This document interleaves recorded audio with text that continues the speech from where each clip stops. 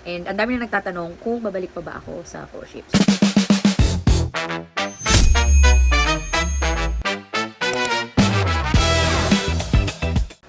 So, hi guys! Today is January 23.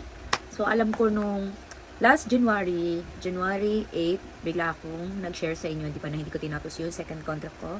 Sa mga di nakakaalam, I work in cruise ship. I work there as an assistant ko. Siguro for 4 months and 15 days lang ako, and then umuwi ako ng Pilipinas. Then, hindi ko nasabi yung reason, di ba, kung bakit ako umuwi. And ang dami na nagtatanong kung babalik pa ba ako sa cruise ship. So, after tomorrow, so January 27, dun ko na malalaman yung sagot.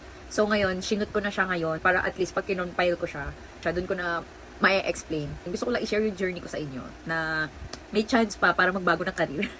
So eto na nga, ngayon guys, kakatapos lang ng biometric namin with my family. So para sa yung biometric na yun. So bali sa January 27, kaya kailangan ko makauwi ngayong January. Meron kaming petition or may chance kami maging immigrant sa USA. Kaya ako umuwi. Okay, kasama yung family ko. So, syempre ako, ginrab ko yung opportunity na yun. Kasi syempre kasama yung family ko, diba? Tapos land-based. So, eto na nga. So, sa 27, yun na yung interview namin sa embassy. So, kami ng family ko. Sa totoo lang, guys, hindi ko siya ini-expect na 100% na maa-approve yung visa ko. So, may tendency na ma-deny siya. Bakit? Since F4 or family namin magpipetition, overage na kasi ako, guys. Overage na ako doon sa petition. Dapat 21 years old below siya. So, nung na-approve yung petition namin, parang 23 ako nung time na yon. Tapos ngayon lang kami nabigyan ng schedule. So ilang taon yung nakalipas, diba, bago kami nabigyan ng schedule. Kaya parang hindi ko siya masyadong ina-expect na ako makakasama ako sa family ko. So dun ko lang masasagot yung tanong kung babalik pa ba ako sa cruise ship. Kaya dun ko na siya malalaman. So babalitaan ko kayo right after the interview kung deny or hindi. So kapag deny tayo, balik cruise ship. Pag hindi, let's go US! Okay, bye! So, hi guys. So, ngayon na po yung US interview namin. And ngayon ko na rin malalaman kung babalik pa ba ako sa cruise ship or hindi na. Good luck sa amin, Lord. Kayo na po bahala. Alam kong kayo nakakaalam kung anong mas nakabuti sa akin at sa family ko. Balitaan ko kayo guys kung anong mangyayari. So, bye!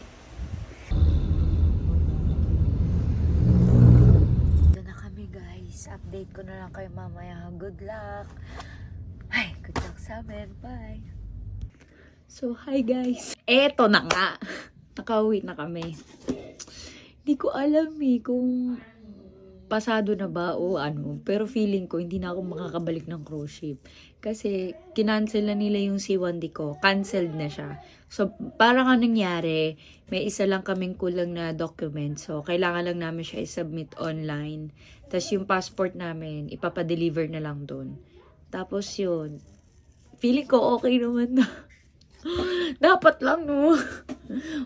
Umuwi ako para dito. Dapat lang. Tsaka kinancel na nila yung C1D ko. So, wala na ring chance mag-apply ng ibang cruise ship dito. Kung mag-apply man ako, mag-apply ulit ako ng panibagong visa. Pero siguro naman okay na yun, diba? Kasi hindi ko alam kung mag-e-expect na ba ako or what. Siguro update ko kayo after 1 week or 2 weeks kapag binalik na yung passport namin. Bye! See you in 2 weeks! Bye! Finally, guys! Andito na ang aking passport. First time ko pa lang siya makikita today. Hindi ko pa siya nabubuklak ever. So, dahil dumating na ang aking passport, papakita ko muna sa inyo guys yung dati kong US visa nung seafarer pa ako. Cancelled na siya. Cancelled na siya kasi meron na tayong may immigrant visa na ako. Nakikita niyo ba? Diba? Oh my God! Thank you, Lord! Thank you, Lord! Let's go! So, kaya ang dami nagtatanong sa akin na, bakit ka umuwi? Ba't ayaw mo na magbarko? Ang dami-daming may gusto niyan. Ito kasi yung reason. Ito yung rason, guys. Ito. Alam nyo, kahit sinong seafarer ang tanongin nyo, mas pipili nila mag-land base abroad, tas kasama pa niya yung family niya. So actually, wala naman talaga tong kasiguraduhan. Kumbaga, sumugal lang ako. Nanalig, nagdasal, nagtiwala. Yun lang. Tapos ito na. So, guys, wag nyo munang i-judge yung choice ng isang tao kasi laging may matinding rason yan. At ito yung rason. So, Yun lang. Good luck sa mga susunod na episode. Baka next episode na. Yun lang. Thank you for watching, guys. Bye!